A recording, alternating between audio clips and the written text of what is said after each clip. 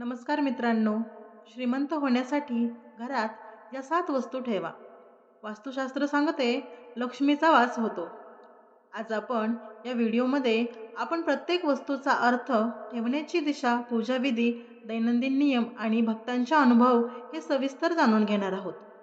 या 7 वस्तू श्रीमंताच्या घरामध्ये हमखास आढळतात, कारण त्या सकारात्मक ऊर्जा आणतात आणि नकारात्मक ऊर्जा दूर ठेवतात. घरातील प्रत्येक सदस्याला सुख शांती देतात. जसं की अनेक कुटुंब सांगतात की या वस्तू ठेवल्यानंतर आर्थिक निर्णय योग्य होतात आणि कुटुंब बंध जे असतं ते देखील मजबूत होतात. चला तर मग सुरुवात करूया. तर पहिली वस्तू कोणती आहे? पहिली वस्तू आहे लक्ष्मी आणि कुबेर मूर्ती. मंडळी, पहिली वस्तू म्हणजे लक्ष्मी कुबेर मूर्ती. लक्ष्मी ही धनदायिनी आणि कुबेर हे धनरक्षक आहेत. ईशान्य दिशेमध्ये म्हणजेच उत्तर आणि पूर्व कोपऱ्यात ठेवल्यास धनलाभ होतो, कारण ही दिशा जलतत्वाची आहे आणि मूर्ती त्या ऊर्जेला सक्रिय करते. ही मूर्ती सोन्याच्या किंवा चांदीच्या प्लेटवर ठेवा. जर शक्य नसेल तर साध्या प्लेटमध्ये ठेवलं तरीही चालतं. आणि दर शुक्रवारी गंध फूल लावून त्याची पूजा करा, ज्यामुळे घरातील नकारात्मक ऊर्जा दूर होते. घरामध्ये स्थिरता येते. पूजेनंतर रोप लावणं किंवा घराची स्वच्छता करणं हे जर जोडलं तर आणखी शांती निर्माण होते. दैनंदिन नियम जसं की सकाळी मूर्तीला पाणी घाला, संध्याकाळी दीप प्रज्वलित करा. अनेक भक्त सांगतात की यामुळे व्यवसायात येणाऱ्या अडचणी सोडवतात आणि नवीन संधी देखील मिळतात. ही मूर्ती घराच्या पूजाघरात ठेवा आणि दर महिन्याला अमावास्येला तिला नवीन फूल अर्पण करा. असा अनुभव सांगणारे अनेक भक्त आहेत, ज्यांच्या कुटुंबामध्ये सुख आणि समृद्धी वाढलेली आहे. तुमच्याही कुटुंबामध्ये असं कोणती वस्तू सांगत असेल तर मला कमेंट बॉक्समध्ये कळवा. दुसरी वस्तू आहे शंख. शंख जो शुभ मानला जातो. मुख्य दाराजवळ उत्तर किंवा पूर्व दिशेमध्ये ठेवल्यास सकारात्मक ऊर्जा येते, कारण शंखाच्या आकारामुळे वातावरणातील कंपन देखील शुद्ध होतं. हा शंख दररोज पावित्र्याने म्हणजेच गंगाजलाने धुवा, ज्यामुळे घरातील नकारात्मकता दूर होते. प्रवेशद्वाराजवळ शुभ संकेत येतो. लक्ष्मी पूजेस जसं की दिवाळी किंवा शुक्रवारी शंख फुंकल्यास समृद्धी मिळते. त्यासोबत अतिरिक्त नियम देखील आहेत. शंखात तांब्याचे नाणे ठेवा, ज्यामुळे धनप्रवाह वाढतो. भक्तांच्या अनुभवांनुसार दर आठवड्यातून एकदा शंख फुंकल्यास घरामध्ये आनंदी वातावरण राहतं आणि आरोग्य देखील चांगलं राहतं. मित्रांनो, हा शंख तुमच्या घरात मुख्य दारावर जोड्या लावून ठेवा आणि संध्याकाळी फुंकताना ओम श्री ह्रीं श्री महालक्ष्मी नमः या मंत्राचा जप करायला विसरू नका. असे करणाऱ्यांना घरामध्ये सतत शुभ घटना घडतात हे ऐकण्यात येईल. तिसरी वस्तू आहे माशांची जोडी, जी समृद्धीचं प्रतीक आहे. उत्तर आणि पूर्व कोपऱ्यामध्ये एक एक्वेरियम ठेवा, कारण ही दिशा ज्ञान आणि धनाशी जोडली आहे. सोनेरी किंवा रंगीत माशांची जोडी 8 किंवा 9 असे मासे सुख आणि शांती आणतात, कारण माशांचा सतत चालणारा प्रवाह धनप्रवाह दर्शवतो. पाण्याचा प्रवाह आत येणारा म्हणजेच पंप हा मुद्दाम आत ठेवा, बाहेर जाणारा नाही, ज्यामुळे घरात सतत ऊर्जा वाहत राहते. दररोज पाणी बदला, माशांना हिरवी भाजी द्यावी. त्यासोबत अनेक कुटुंब असं सांगतात की जे एक्वेरियम आहे ते ठेवल्यानंतर आर्थिक ताण कमी झालेले आहेत. कुटुंबामध्ये देखील नातेसंबंध सुधारले आहेत. ज्या घरामध्ये वाद होतात त्यांनी मासे नक्की ठेवले पाहिजे. एक्वेरियम नेहमी स्वच्छ आणि हलकेच ठेवा आणि माशांना नावं देखील द्या. अशा छोटासा भक्तिभाव जोडला तर घरामध्ये एक सुंदर आणि सुखी वातावरण नक्कीच निर्माण होईल. श्रीमंताच्या कोणत्याही घरामध्ये ही वस्तू तुम्हाला नक्की दिसून येईल. त्यासोबत चौथी वस्तू आहे हत्तीची मूर्ती, जी की शक्ती आणि स्थिरतेचे प्रतीक आहे. मुख्य दाराजवळ दक्षिण किंवा पूर्व दिशेमध्ये ठेवा, कारण हत्ती गणेशाशी जोडला गेलेला आहे आणि जो सगळ्या अडचणी दूर करतो.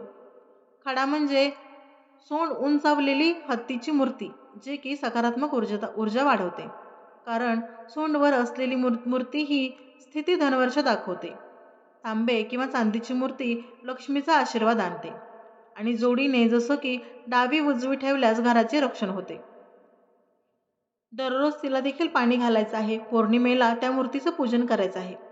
भक्तांचे अनुभव असं सांगतात की यामुळे घरामध्ये एकत्रितपणा वाढतो, व्यवसायामध्ये स्थिरता येते आणि मुलांचे शिक्षण देखील चांगले होते. मूर्तीला लाल कपड्यावर ठेवा आणि गुरुवारी तिला तीळ घाला. असे करणाऱ्या घरामध्ये सुख शांती नित्य राहते. 5वी वस्तू आहे मनी प्लांट. धनवृद्धीसाठी अत्यंत उत्तम आहे.